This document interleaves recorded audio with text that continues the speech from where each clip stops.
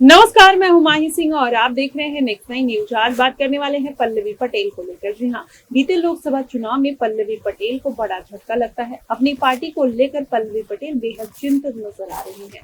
वहीं अगर देखा जाए तो पल्लवी पटेल अखिलेश यादव के साथ जब गठबंधन में थी, कहीं ना कहीं उनका जो पार्टी का जनाधार था वो लगातार बढ़ रहा था। पीडीए के मोर्चे पर पल्लवी पटेल लगातार काम कर रही थी, जनता के बीच में जा रही थी, जनसभाएं कर रही थी, रोड पर मोर्चे निकाल रही थी। लेकिन पल्लवी पटेल कहीं ना कहीं अखिलेश यादव से बगावत करने के बाद जिस तरीके से उनकी पार्टी का जनाधार गिरता है, पार्टी का अस्तित्व खतरे में पड़ जाता है, उससे ये कहा जाने लगा कि पल्लवी पटेल मजबूरी में ओवैसी के साथ गठबंधन करती हैं और पीडीए का मोर्चा चलाती हैं। पीडीए के मोर्चे पर काम करती हुई तो अखिलेश यादव के समय में नजर आई। उसके बाद उन्होंने पीडीएम कहीं ना कहीं एक जनता के बीच में निकालने की कोशिश की, जिस पर वो काम करती हुई भी नजर आई और उनको ये लग रहा था कि अगर वो ओवैसी के साथ गठबंधन में जाती हैं तो पीडीएम पर उनको बहुत फायदा देखने को मिल सकता है।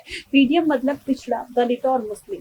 तो पल्लवी पटेल कहीं ना कहीं इस स्ट्रेटजी के साथ चुनावी मैदान में उतरती जरूर है, लेकिन उसका फायदा उनको नहीं देखने को मिलता। ऐसे में माना जा रहा है कि अब पल्लवी पटेल कहीं ना कहीं किसी पार्टी के साथ जा सकती हैं। वो चंद्रशेखर आजाद होंगे या मायावती।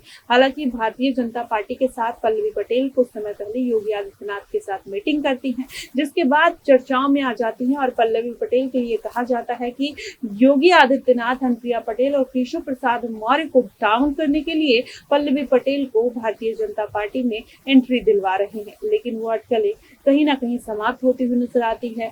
जब पल्लवी पटेल से पूछा जाता है तो कहती हैं कि गठबंधन के लिए नहीं मुलाकात हुई थी, बल्कि सिराथू सीट पर विकास कार्यों को लेकर सीएम योगी से मुलाकात हुई थी। इस तरीके की बात कहीं ना कहीं निकल कर आती। लेकिन अब एक बार फिर से कहा जा रहा है कि पल्लवी पटेल अपनी पार्टी का जनाधार और वर्चस्व बचाने के लिए अब वो फिर से गठबंधन की तरफ जाना चाहती हैं। लेकिन वो गठबंधन किसके तरफ करेंगी? क्या चंद्रशेखर आजाद रावण की तरफ किसी सीट से चुनावी मैदान में पल्लवी पटेल उतर सकती है? क्योंकि चंद्रशेखर आजाद ने 10 सीटों पर अभी भी चुनाव के प्रत्याशियों का ऐलान नहीं किया है। उसमें माना यह जा रहा है कि पल्लवी पटेल को चंद्रशेखर आजाद रावण एक बड़ा मौका दे सकते हैं। और अगर देखा जाए तो अखिलेश यादव की कई ऐसी सीटें हैं जिन पर उनका दबदबा और गढ़ रहा है। ऐसे में पल्लवी पटेल करहल सीट या मीरापुर सीट से चुनावी मैदान में उतर सकती हैं।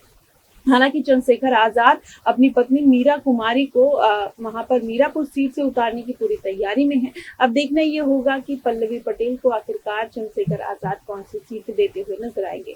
ऐसे में मायावती क्या आजाद के साथ गठबंधन करता हुआ देखते उनको कोई बड़ा पद दे सकती है, कोई बड़ी डील दे सकती है, या अगर ऐसा नहीं करती हैं तो पल्लवी पटेल जाहिर तौर पर चंद्रशेखर आजाद के साथ मजबूरी में गठबंधन में जा सकती हैं और ओवैसी के साथ ही गठबंधन टूट भी सकता है। देखना दिलचस्प होगा कि आखिरकार पल्लवी पटेल को कौन सी पार्टी साथ पाती है, क्योंकि इस बार दलित वोट बैंक को अगर बचाना है तो छोटे छोटे दलों को साथ लेकर चलना कहीं ना कहीं फायदेमंद साबित होगा, जैसे इंडिया गठबंधन के लिए इस बार के लोकसभा चुनाव में हुआ।